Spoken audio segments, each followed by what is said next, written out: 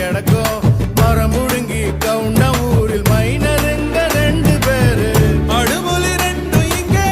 அண்ணன் தம்பியா இருக்கு ஆனாலும் பாசத்துக்கு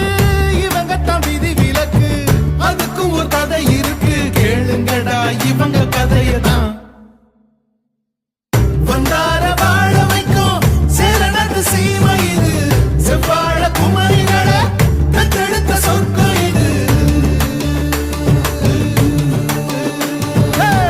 கொங்கு நாட்டு தென்றலுக்கும் குமரி பொண்ணு வாசம் வரும் கொங்கு தமிழ் பொண்ண பார்த்தா பூக்களுக்கும் மீச வரும்